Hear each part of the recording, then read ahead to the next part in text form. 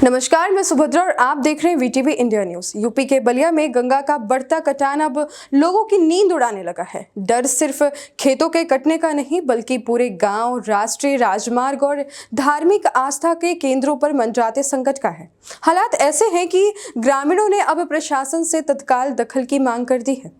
मामला बलिया के कोटवा नारायणपुर का है, जहां गंगा नदी का लगातार बढ़ता कटान लोगों के लिए बड़ी चिंता बन गया है।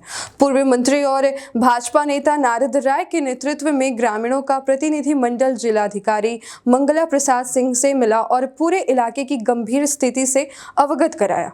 ग्रामीणों का कहना है कि कोटवा नारायणपुर गंगा किनारे बसा हुआ है और यहीं से राष्ट्रीय राजमार्ग NH 31 भी गुजरता है।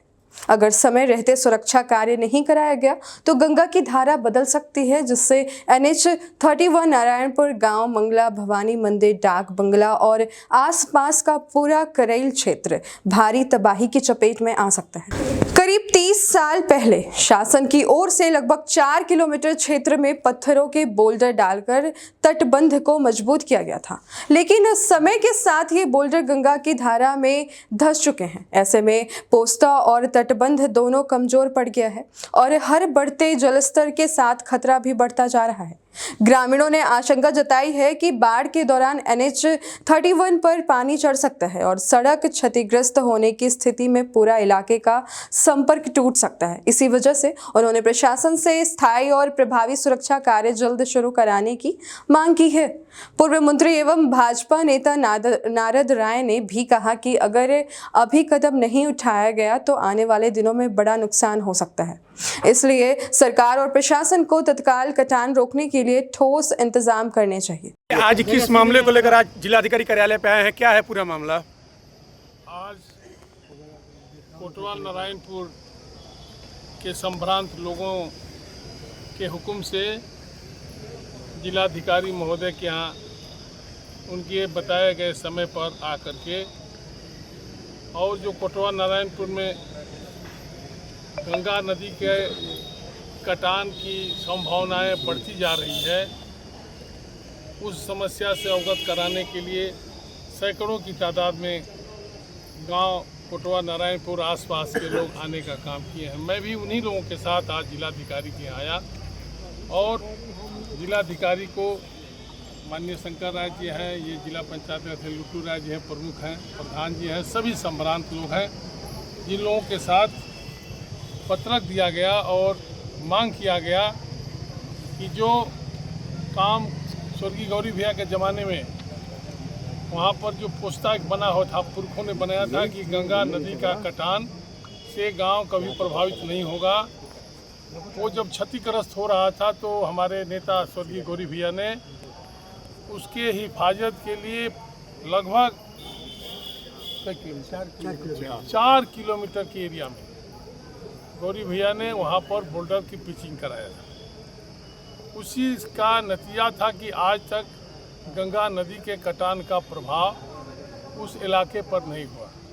पिछले कई सालों से वह क्षतिग्रस्त हो गया था, पिछले साल सबसे ज़्यादा हो गया और इस साल आप लोगों को डर लगा बना हुआ है कि अगर वह क्षतिग्रस्त और होगा तो पोस्ता टूट जाएगा और जब पोस्ता टूट जाएगा तो गंगा का जो कुप्रभाव पड़ेगा वो लठूडी तक पड़ेगा, पूरा करेल का इलाका डूब जाएगा। जिस तरह से कोसी नदी रातों रात अपना रूट बदल ली थी, उसी तरह से गंगा नदी का भी रूट बदल जाएगा। इस ज्वलंत समस्या से माननीय जिलाधिकारी महोदय को अवगत कराने के लिए हम लोग आए। उन्होंने हम लोगों की बात को गंभीरता से लेते हुए ये बाढ़ विभाग के अधिशासी अभियंता को निर्देशित किया है कि कल अपनी पूरी टीम भेजो और मौके का निरीक्षण कराओ। इसको बचाने के लिए धन की कोई कमी नहीं होगी।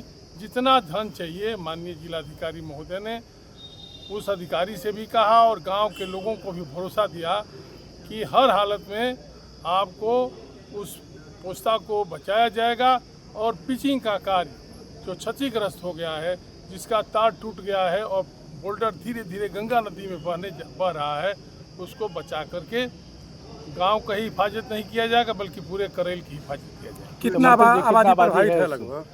कोटवा नारायणपुर 2 लाख की आबादी का है, 3 गांव सभा है, 4 गांव सभा और सिर्फ कोटवा नारायणपुर ही नहीं, अभी आपने बताया पूरा करई से लेकर के लटूटी तक हमारा NH 31 भी उसमें डिस्टर्ब होगा, टूट जाएगा, नहीं बचेगा डाक बंगला, नहीं बचेगी मंगला भवानी अगर वो पोस्ता की हिफाजत नहीं हुई और उस ठोकर का निर्माण नहीं। तो क्या इंतजार कर रही है विभाग कि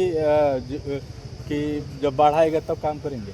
अब देखिए, उसके पीछे मैं नहीं जाना चाहता। आज की तारीख में मैं फेफना में एक भारतीय जनता पार्टी की कार्यकर्ता के रूप में काम कर रहा हूँ। जिन समस्याओं से लोग अवगत कराते हैं उस समस्याओं का समाधान का रास्ता ढूंढते रहने का काम करता हूँ।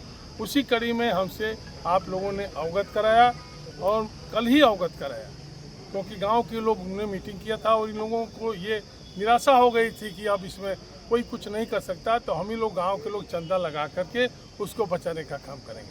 हमने कल भी इन लोगों को भरोसा दिया। कल ही घटना स्थल से ही जिलाधिकारी महोदय से वार्ता हुई और शासकीय अभियंता से, और जिलाधिकारी महोदय को साधुवाद देना चाहता हूँ। उन्होंने तत्काल आप लोगों को आमंत्रित किया, अपने यहाँ बुलाया, हमारी बातों को सुना और समाधान का बिल्कुल रास्ता साफ करते हुए संबंधित बाढ़ विभाग के अधिकारी को निर्देशित करने का काम किया।